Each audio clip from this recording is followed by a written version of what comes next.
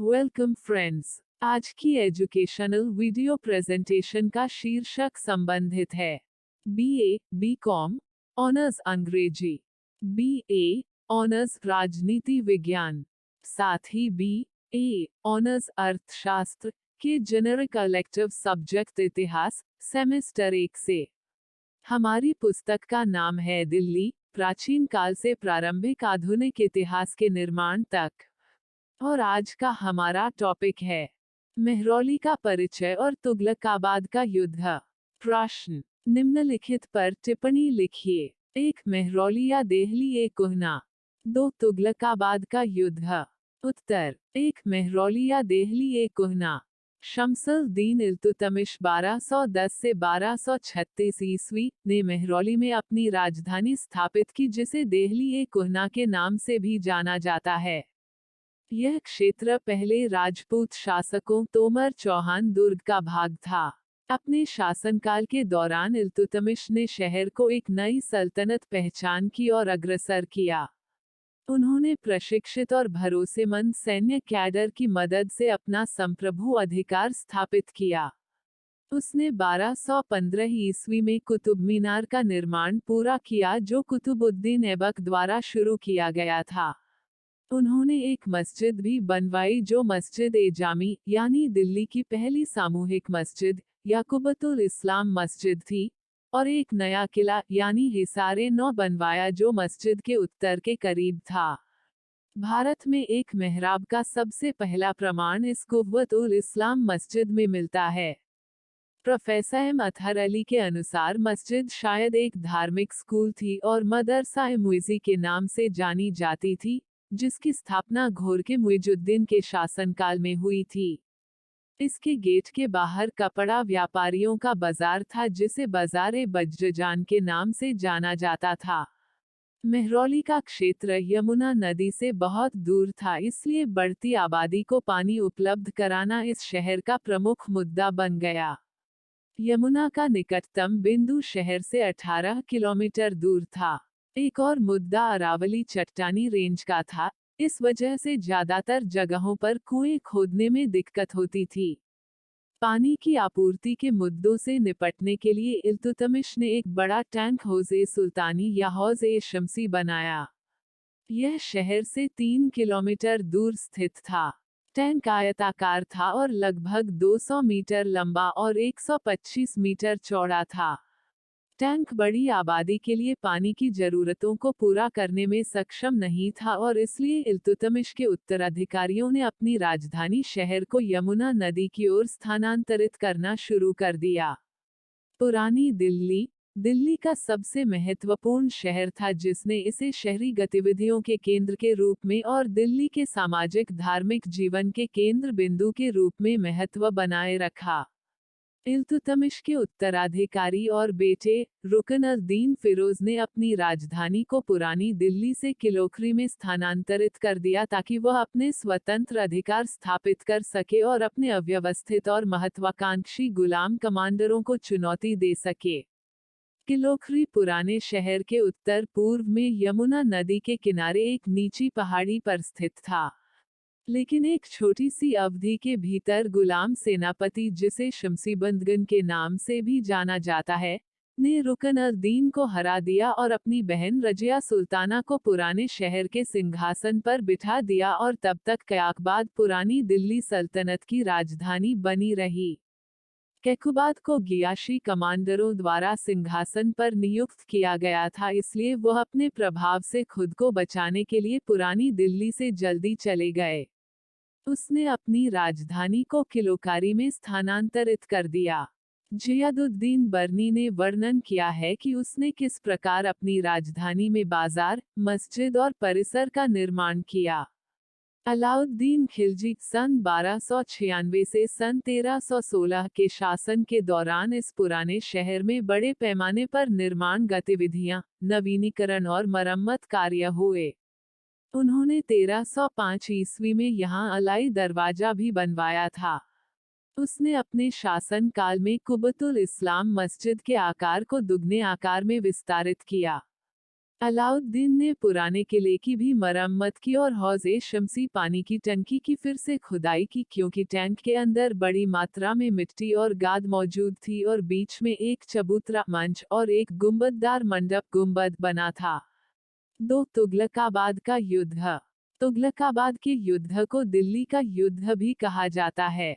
यह 7 अक्टूबर सन 1556 को एक हिंदू राजा हेमचंद्र विक्रमादित्य, जिसे हेमू के नाम से भी जाना जाता है, और दिल्ली के पास तुगलकाबाद में तारदीबेग खान के नेतृत्व में मुगल सम्राट अकबर की सेना के बीच लड़ी गई एक उल्लेखनीय लड़ाई थी। लड़ाई हेमचंद्र की जीत से समाप्त हुई, जिसने दिल्ली पर कब्जा कर लिया और राजा विक्रमादित्य की उपाधि धारण करते हुए शाही स्थिति का दावा किया। असफलता के बाद तारदी बेग को अकबर के प्रतिनिधि बैरम खान द्वारा मार डाला गया था। दिल्ली सल्तनत के दिनों से दिल्ली शहर ने भारत के राजनीतिक केंद्र होने की प्रतिष्ठा हासिल कर ली थी।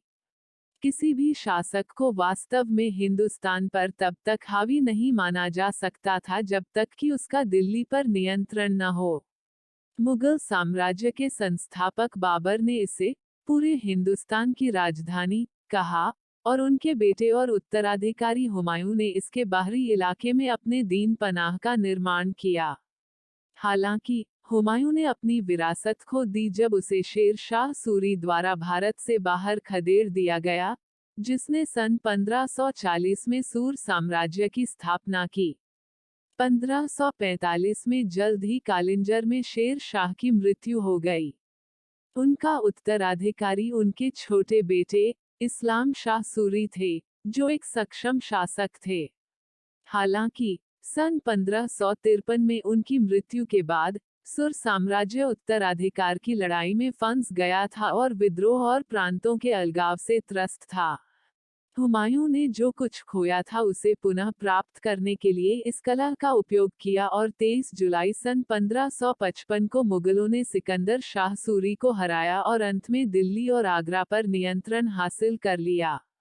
इस्लाम शाह के सही उत्तराधिकारी, उनके 12 वर्षीय बेटे फिरोज खान की हत्या उनके मामा ने कर दी थी, जिन्होंने आदित्य शाह सूरी के रूप में गद्दी संभाली थी। हालांकि नया शासक अपने राज्य के मामलों की तुलना में आनंद की खोज में अधिक रुचि रखता था।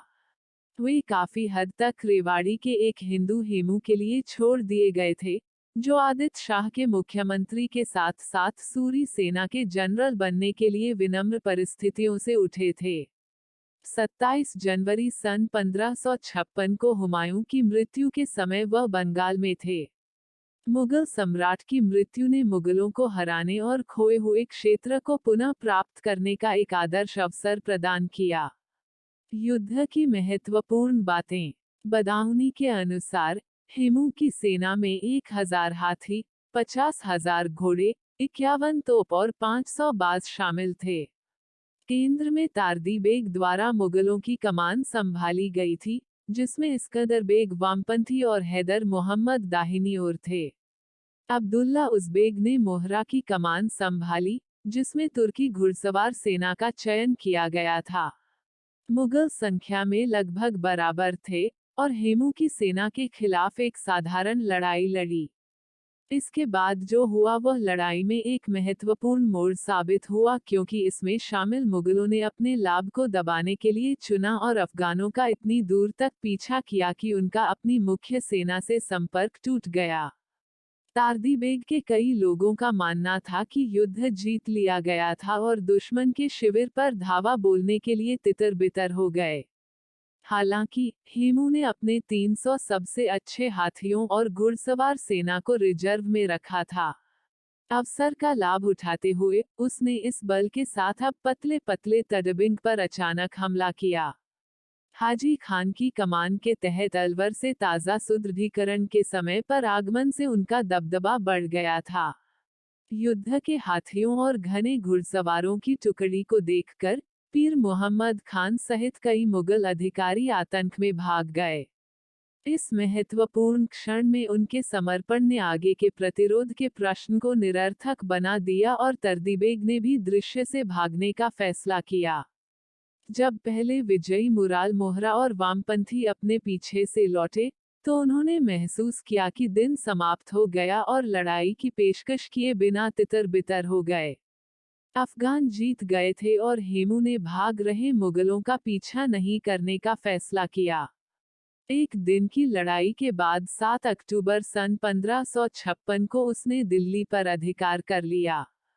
दिल्ली पर अधिकार करने के बाद हेमचंद्र ने शाही स्थिति का दावा किया और विक्रमादित्य या विक्रमजीत की उपाधि धारण की, जो भारत के प्राचीन वैदिक अतीत में कई हिंदू राजाओं द्वारा इस्तेमाल किया जाने वाली शाही उपाधि थी।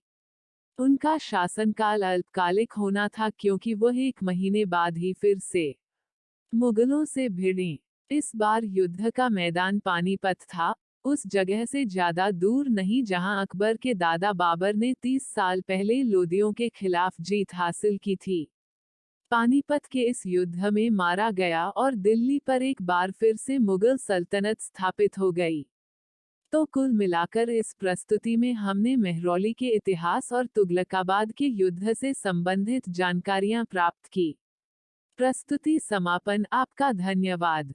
Disclaimer: This notes has been made after a lot of research, yet the accuracy of the answers may vary. The author assumes no responsibility or liability for any errors or omissions in the content of this notes.